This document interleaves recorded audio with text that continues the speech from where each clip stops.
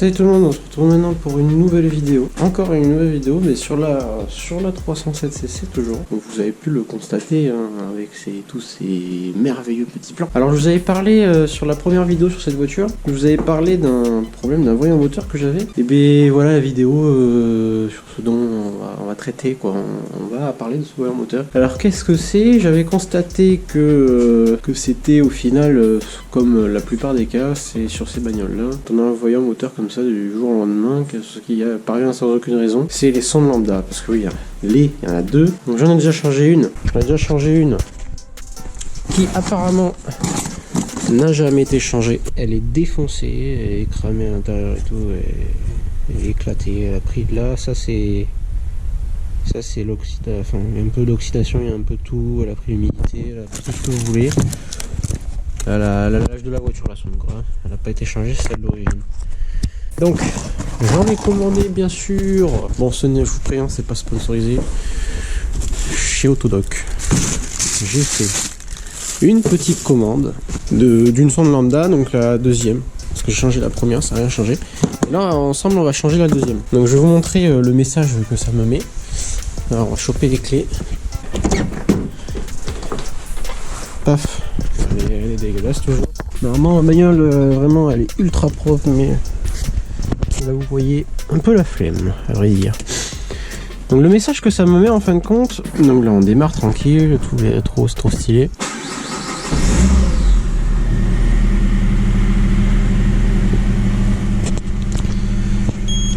Voilà, donc j'ai ce message là, anomalie anti-pollution. Donc le voyant moteur qui est ici. Donc ça souvent c'est un problème de sonde lambda tout simplement.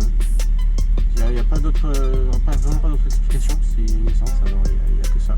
Et vu l'état des sondes, vu l'état de la première sonde que j'ai changée, c'est pas étonnant que mettre ce message là. Et on va du coup de ce pas enchaîner sur donc on va mettre la voiture sur chandelle et puis on va s'occuper de ça.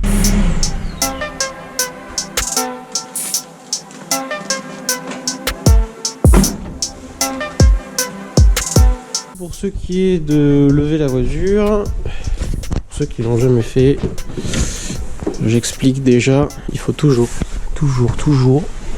serrer ce putain de frein à main là quoi. Là on va aller, du coup ce qu'on va faire c'est que la sonde elle passe, les sondes elles sont par là, elles sont juste en dessous le tunnel. Elles sont au niveau de la tringlerie de boîte. Elles sont juste en dessous de la tringlerie de boîte. Donc du coup ce qu'on va faire, c'est qu'on va la lever que d'un côté, on va la lever comme ça. On pourrait la lever que devant, mais je vais la lever que comme ça. Pour avoir accès à toute la voiture comme ça. Il s'était caché là, c'est un coquin celui-là. On prend aussi des cales. On va mettre des cales aussi. Même si ça sert pas à grand chose parce que il y a une roue qui sera levée donc. Donc voilà, vous trouvez maintenant dès à présent sur ma tête. Alors on va. Ça filme bel et bien. Oui. Donc du coup là on va lever la bagnole. On lève ta caisse mec. Mec, on va tuner ta caisse, mec. So you wanna be a player. C'est comme ça. Voilà. Alors, ce qu'il faut, c'est que les amortisseurs, ils s'arrêtent jamais. C'est incroyable. Il lève, il s'arrête jamais. Là.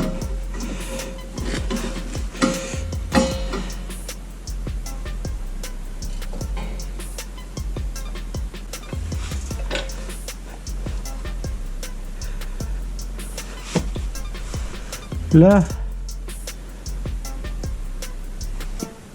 alors normalement ça se met sous le berceau du moteur, mais j'avais un peu la flemme, vous voyez.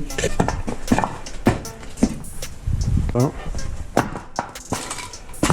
Les roues qui sont en contact avec le sol, quoi. Même pas ça, j'en ai qu'un tranquille. Ouais, c'est beaucoup plus sympa à lever, forcément.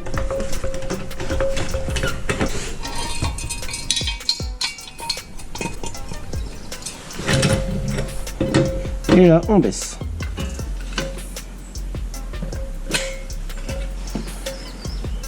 Tac. C'est mort là, il tient même plus. Là. Donc là, une voiture qui va jamais bouger là.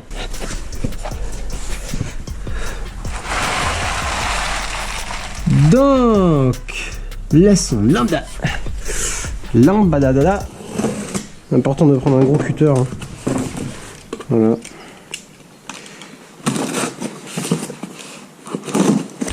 J'ai pas envie de se chier où je l'habite quoi. Alors, donc là on a une magnifique sonde lambda de Bosch. La Bosch LS 6029. Donc c'est la deuxième sonde qui a après le pré-catalyseur en fait. Donc vous voyez la neuve et la défoncée. Ah, elle est complètement morte. Alors, donc ça c'est la deuxième. On reconnaît aussi le numéro de sonde grâce au connecteur.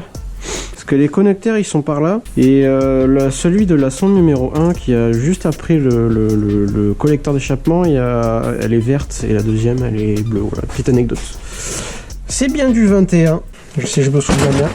Si mes souvenirs sont bons, c'est du 21, mais on va prendre du 22 au cas où. 22, 23, sait-on jamais, j'ai pas envie d'y retourner. Donc, on a juste besoin de ça pour sortir la sonde lambda. On a un tournevis plat, c'est tout. Je sais pas si vous voyez bien, on est sous la bagnole. Donc on va aller sous le pré-cata qui est juste là. Voilà. Oula. C'est un peu piqué l'histoire ici. On va aller sous le pré-cata qui est là. C'est encore chaud de tout à l'heure. Donc dessous franchement c'est nickel. Donc là on a la première sonde que j'ai changée. Vous pouvez voir elle est neuve et celle-là elle est défoncée. Donc là franchement elle est propre en dessous. Donc là normalement on y voit mieux. Là si lui qu'on n'y voit pas c'est que sous saille. La sonde elle est ici. Elle est juste là. J'espère qu'on la voit la caméra parce que vraiment il n'y a pas de place. Enfin en vrai ça va mais vu qu'il y a le pare-chaleur c'est un peu la merde. Donc normalement mais il douait 40 et tout mais ça y est, j'ai un peu la flemme. Puis surtout que j'ai oublié. Attendez là, je serre, non, je serre là. Là c'est bon. Donc là j'ai juste desserré mais faut pas oublier là, faut pas faire une connerie que j'ai fait. Dégrafer le faisceau. Bien évidemment. Tac. Important de dégrafer le faisceau. Tac. Tac. Voilà. Ah. Si vous avez, n'hésitez pas à mettre des lunettes. Hein. Franchement, n'ayez pas peur à foutre des lunettes de protection parce que c'est vraiment chiant. On se reçoit des merdes dans la gueule. Hop. Ah là là là là, con de lumière. La lumière qui a plus de batterie, c'est nouveau ça. Je l'ai rechargé il y a pas longtemps. Elle a plus de batterie. Bon. C'est un concept. Donc voilà, la sonde. Elle est encore chaude. Vous pouvez voir, elle est bien défoncée. Regardez, là, elle est cramée là. Là, ça c'est de l'oxydation. Là, c'est l'humidité qui est rentrée. Elle est bien morte. J'ai juste eu une idée. Alors, vous êtes d'accord avec moi, il y a déjà une sonde lambda. Il y en a déjà une. Et du coup, ce serait marrant, là, il y a un trou, vous voyez. Vu que je suis un gamin, on va faire un truc. On va démarrer l'auto, là. Ça va faire un bruit, mais de l'enfer.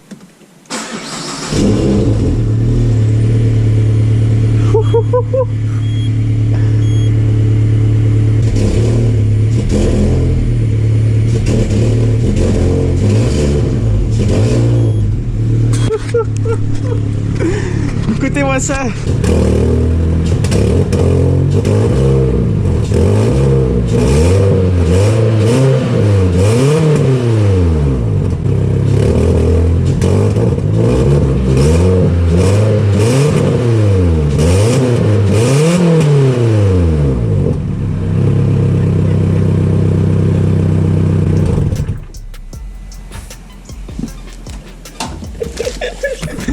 Rien qu'un petit truc comme ça là, ça fait un bruit mais laisse tomber.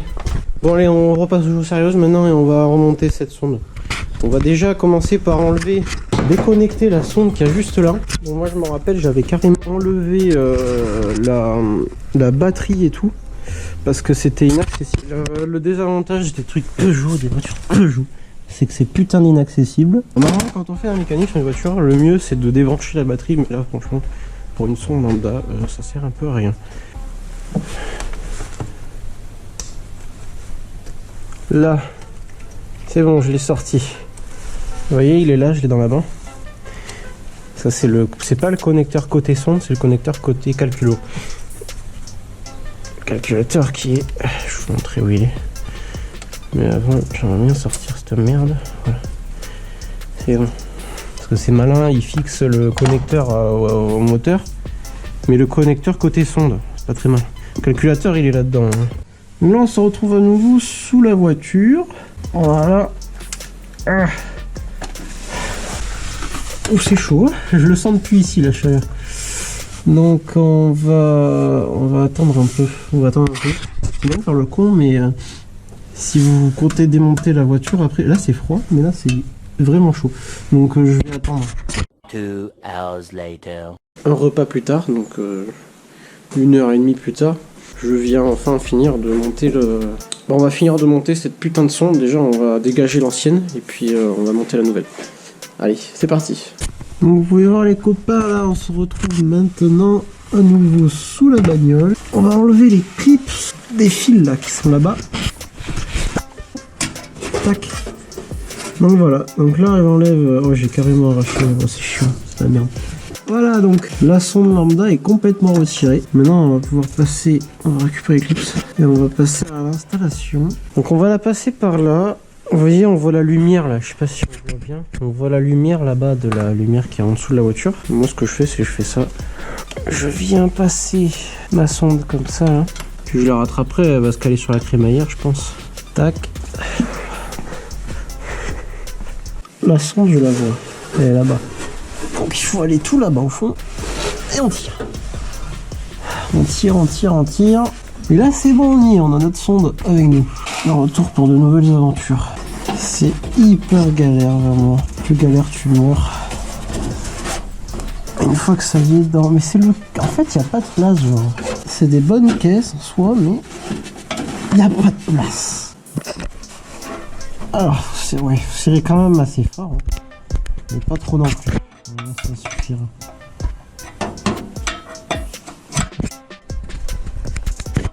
Jusqu'à ce que ça tourne plus, quoi. Tac. Là c'est bon, donc on va aller en haut. Donc là on se retrouve sous le capot moteur. Le connecteur, je sais pas où il est parti. Quand il s'est barré, ça c'est sûr et certain. C'est vraiment un gros chien, il s'est barré. Alors attends. Oh là là, il y a des écureuils qui ont fait leur nid là-dedans. Il y a des espèces de noisettes toutes desséchées là-bas. Putain, mais ce connard il s'est barré. Ah, je l'ai. Allez, je vais tout au fond là-bas, mais je l'ai. C'est bon. Bon, je savais quoi, j'ai enlevé la batterie et je vous reprends après.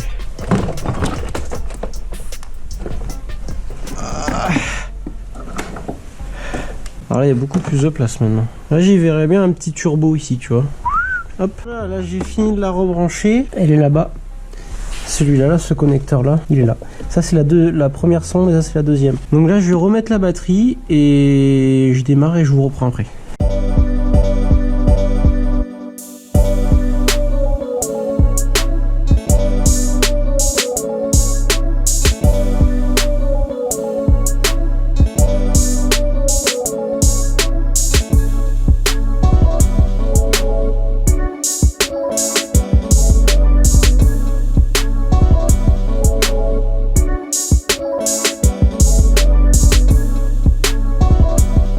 Donc voilà, j'ai remis tout bien là. Donc là, il y a tout qui est bon. Il n'y a plus qu'à baisser reposer la voiture par terre. Et puis c'est bon.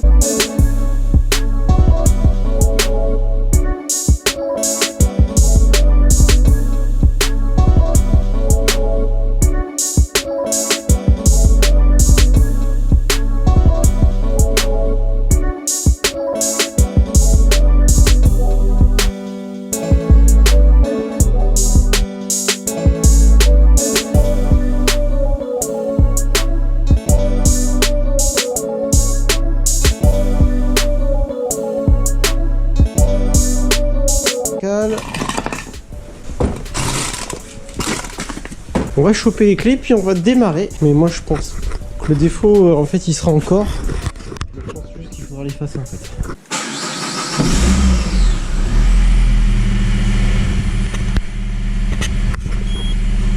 Alors il y a encore le voyant. On va le laisser tourner un peu.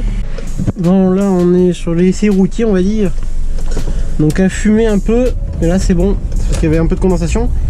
Il y a encore le voyant, mais elle marche.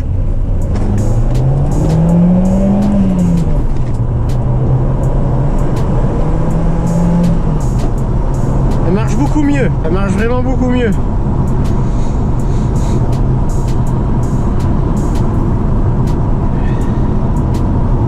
Talon pointe et tout. Ça marche infiniment mieux.